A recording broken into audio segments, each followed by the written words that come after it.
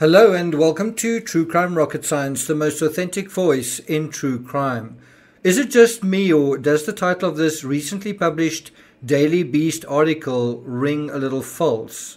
It reads, How a Husband-Wife MAGA Murder Saga Descended into Chaos. Let me read that again. How a Husband-Wife MAGA Murder Saga Descended into Chaos. And that comes from the Daily Beast, and I'll put a link to that in the description as I usually do. But I've got to ask, what does MAGA have to do with this crime? Almost nothing. And then even in the blurb it says, quote, After Suzanne Morphew disappeared, prosecutors said her husband killed her and cast her vote for Trump. Then things got messy. And this was an article written quite recently, around about a day or two ago. So, why does the blurb read like the motive for murder here is that Barry wanted to use his wife's vote to vote for Trump? Curiously, the article doesn't include any quotes from the district attorney or any other prosecutors. And by that I mean they aren't quoted speaking to the journalist. They are, I think, quoted somewhere regarding things that were said during the trial. But they're not sort of quoted in the aftermath, commenting on the trial. Instead, Iris Ayton, in the aftermath to the dismissing of her case, seems to share her opinions openly and there's quite a lot of them with the Daily Beast. And if this article politicizes the whole Morphew case, whose idea was that? And who benefits from politicizing the case? Before we get to the rest of this episode, if you haven't subscribed to the channel, please do. Like, share, leave a comment, and let's get started. So, I'm not really sure that I believe what is in this paragraph that I'm going to cite from the Daily Beast.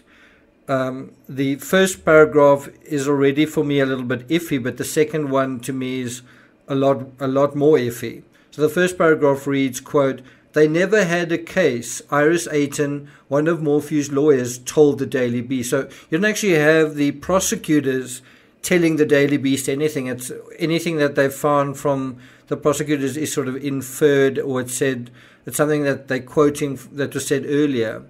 And then they go on to say that she said, they knew last year that they did not have enough to file charges. And that's true. They did know that last year. But then they got more information, right? Anyway, and then she says, and they've been trying to manipulate and hide evidence to make their case work ever since. Do you agree with that? Anyway, the next paragraph, quote, Ayton added that she was not sweating the prospect of prosecutors refiling the murder charges against Morphew. Do you really think that this defense attorney isn't going to be concerned if the prosecutors refile? He's not going to be concerned that her client is being charged a second time with murder and his wife is still missing. And she also says, I think that Barry Morphew's not worried about being charged again either. Instead, she said, he was focused on finding Suzanne and the separate case involving the 2020 ballot. Personally, I don't think the 129 pages of the affidavit add up to there not being a case.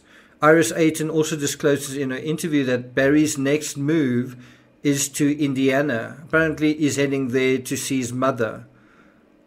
So he's going out of state. By the way, what's with this image of Barry and his daughters? Why does the grass suddenly turn into a brown concrete background? So there's just something about this article that just doesn't sit right with me. And this photo kind of exemplifies it. It's like something just looks wrong here. Anyway, what's also bizarre about the article is it seems to suggest that Suzanne having an affair amounts to quote-unquote wild allegations. That's actually in the article, that Suzanne having an affair is sort of like wild allegations. Hello? Jeff Libler, the man with whom she had the affair, admitted to the affair. And if I understand the affidavit correctly, the very last proof of life of Suzanne Morphew is a selfie she took while she was suntanning on the deck outside the Morphew home. at around about just a couple of minutes past 2 on Saturday, May 9th, right? And she sent that to Jeff Libler, and that's the very last proof of life that we have of Suzanne. And this was sent to her paramour, Jeff Libler, right? So the affair is also documented in spy pen recordings, in LinkedIn correspondence, and yet it's implied in the article that the affair is nothing more than hot air, part of a conspiracy of trumped-up charges brought up by the hapless, inexperienced DA's office. That's certainly an impression you sort of get the way it is sketched, the way it is framed.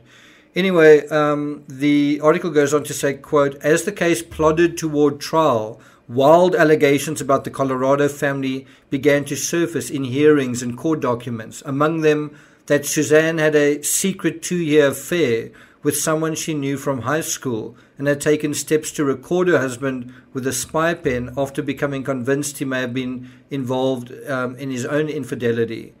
Barry Morphew has denied having an affair of his own. And so what is wild allegations about that? They found the spy pen. The guy who she was having an affair with has admitted it. What's the big deal? Then it goes on to say, quote, she never spoke to me about wanting a divorce or having an affair. She didn't tell anyone. So it was a surprise to us for sure to hear all these details about Suzanne's life that none of us knew. And this is from apparently a friend of Suzanne's that's sort of saying, well, she never spoke to me about wanting a divorce or having an affair. Well, how many people do you know who, before they actually have divorce proceedings, talk to their friends about that? Or talk about, oh, guess what, I'm having an affair, right? Affairs are secret by their very nature. Anyway, although the article references excerpts from the affidavit, it doesn't acknowledge any of the text messages Suzanne sent. Although I have seen a Daily Beast article from January, I think, that does have text messages, so it seems like they were aware of them. But none of the pertinent messages are mentioned in this article, which I find a bit strange. It also seems to quote a friend of Suzanne as a sort of expert on the prosecution's case. Here's another quote from the article. Quote, Morphew's defense team repeatedly called out the government, claiming prosecutors purposefully failed to provide them with evidence or else missed court deadlines. One major piece of information that was deliberately concealed, according to Aiton, was male DNA found on Suzanne's glove box.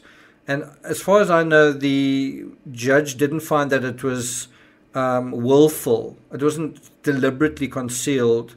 In other words, it wasn't done on purpose. That's how I understood it. Maybe I misunderstood it.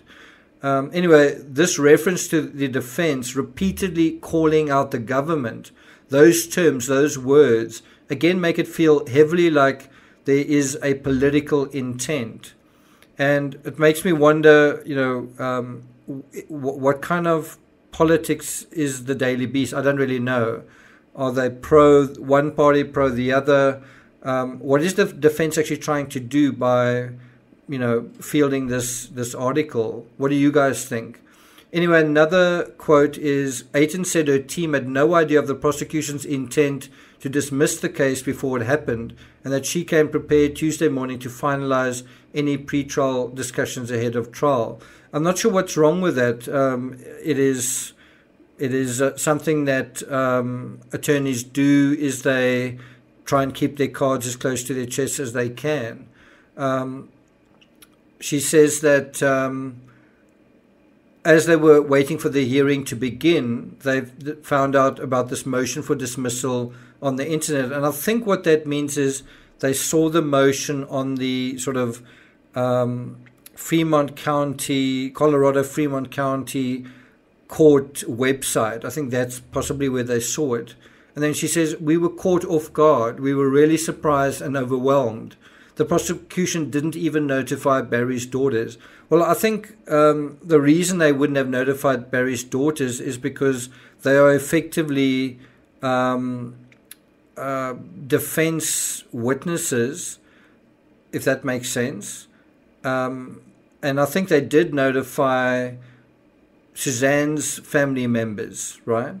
And they supported this action. Suzanne's family members supported this action. I'm not going to read the rest of it, but it refers to hiding DNA evidence, and the defense attorney sort of uses this article to accuse the prosecution of all sorts of things. They try to conceal evidence. They've been lying. Barry's been innocent all along. This is a quote from the article, quote, "Every single piece of evidence that didn't help them, we think they try to hide it," end quote. And I don't know if that's fair. I don't know if the judge found that that was the case.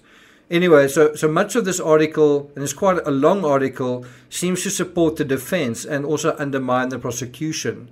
Going just by the title and the first 75% of the article, it would be easy to assume the prosecution never had a case to begin with, but it's only at the very end that the reporter really acknowledges another potential side to the story. I'm not going to read what is said there, but I think you guys should try and read the article yourself and see what you make of it. To some extent, what I make of it is this feels like the battle for control of the Morphew narrative now being fielded in the media and the court of public opinion.